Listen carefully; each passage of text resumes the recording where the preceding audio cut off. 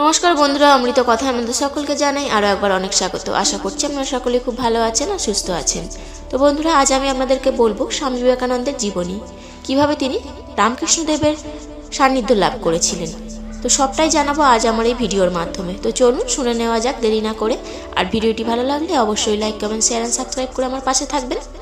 তো চলুন শুনে নেওয়া যাক। কোটি সূর্যের আলোর ন্যায় ভাস্বর যে মুক্ত পুরুষ সমগ্র জগতের মধ্যে হিন্দু ধর্মের মহিমা প্রচার করেছিলেন, তিনি স্বামী বিবেকানন্দ। একমাত্র স্বামী বিবেকানন্দই সহজ ও সুন্দর উপায়ে বেদান্তের ফলিত রূপের প্রচার ও প্রসার ঘটাতে সক্ষম হয়েছিলেন। স্বামী বিবেকানন্দর জীবনী ও বাণী পর্যবেক্ষণ করলে বোঝা যায় যে তৎকালীন সন্ন্যাসীদের মধ্যে তিনি কতটা যুগোপযোগী ছিলেন। স্বামী বিবেকানন্দের জন্ম, পরিচয়, শিক্ষা, গুরু, সাধনা ও লোকশিক্ষা সম্পর্কে সংক্ষিপ্তকারে বর্ণনা করলাম আপনাদের সামনে। স্বামী বিবেকানন্দ 1863 খ্রিস্টাব্দের 12 জানুয়ারি কলকাতার শিমুলিয়া অঞ্চলে এক সম্ভ্রান্ত কায়স্থ পরিবারে জন্মগ্রহণ করেন। বিবেকানন্দের পিতার নাম ছিল বিশ্বনাথ দত্ত এবং মাতা ছিলেন ভুবনেশ্বরী দেবী। ছেলেবেলায় তার নাম ছিল নরেন্দ্রনাথ দত্ত। বাল্যেই স্বামী বিবেকানন্দের মধ্যে আধ্যাত্মিকতার স্ফুরণ ঘটে। ছেলেবেলায় তিনি শিব, রাম, সীতা ও হনুমানের মূর্তির সামনে ধ্যানে বসতেন। তিনি ধর্মশাস্ত্র, সঙ্গীত, সাহিত্য ও শিল্পকলায় বিশেষ পাণ্ডিত্য অর্জন করেছিলেন। স্বামী বিবেকানন্দ 1884 খ্রিস্টাব্দে স্নাতক পরীক্ষায় উত্তীর্ণ হয়ে প্রথম জীবনে স্বামী বিবেকানন্দ চরম যুক্তিবাদী থাকলেও শ্রীরামকৃষ্ণের সহচর্যে এসে তার মধ্যে আধ্যাত্মিকতার নতুন অধ্যায় সূচিত হয়। 1881 খ্রিস্টাব্দে বিবেকানন্দ প্রতিবেশী সুরেন্দ্রনাথ মিত্রের বাড়িতে প্রথম শ্রীরামকৃষ্ণদেবের সাক্ষাৎ পান এবং তখন তিনি তাকে গেয়ে শোনান সেই বিখ্যাত গান মন চলো নিজ নিকেতনে। ঈশ্বরের দর্শন লাভ সম্ভব কিনা এই প্রশ্নের উত্তর খুঁজে বেড়াতেন যুক্তিবাদী নরেন্দ্রনাথ। কিন্তু ঋষি দেবেন্দ্রনাথ ঠাকুর সহ অনেকের নিকট এই প্রশ্নের সদুত্তর না পেয়ে তিনি চলে যান শ্রী রামকৃষ্ণদেবের নিকট। তাকেও করলেন এই সহজ প্রশ্ন, আপনি কি ঈশ্বর দেখেছেন? শ্রী রামকৃষ্ণ সহজ ভাষায় উত্তর দিলেন, হ্যাঁ, আমি তোমাকে যেমন আমার সামনে দেখছি তাকেও ঠিক সেই রকমই দেখি। উত্তর শুনে বিবেকানন্দের এত বৎসরের সঞ্চিত জ্ঞান ক্ষুধা নিবৃত্তি হয়। কিছুকাল পরে স্বামী বিবেকানন্দ একবার দক্ষিণেশ্বরে গেলে শ্রীরামকৃষ্ণ তাকে পাশে বসিয়ে দক্ষিণ চরণ তার দেহে স্পর্শ করেন। তখন তার মধ্যে যেন বিদ্যুৎ তরঙ্গ প্রবাহিত হতে থাকে।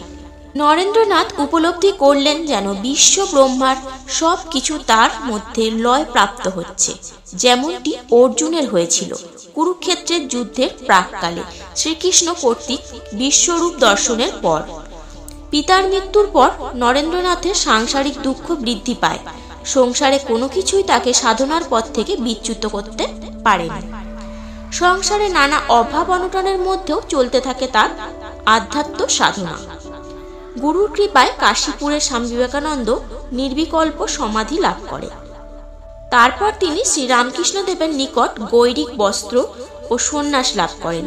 শ্রীরামকৃষ্ণদেবের দেহত্যাগের পর তিনি ভক্তদের মধ্যে মণি হয়ে ওঠেন।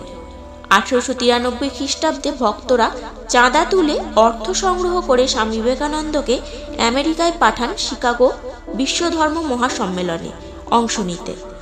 তিনি 1893 খ্রিস্টাব্দে 11 সেপ্টেম্বর শিকাগো আর্ট ইনস্টিটিউটের হলে অনুষ্ঠিত বিশ্বধর্ম মহাসম্মেলনে হিন্দুদের প্রতিনিধিত্ব করেন।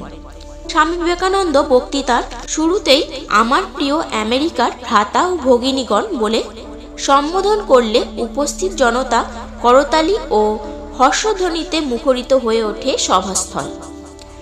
ব্রিটিশ শাসনমলে হিন্দু ধর্ম সম্পর্কে বিশ্ববাসীর অস্পষ্ট ও নেতিবাচক ধারণা ছিল।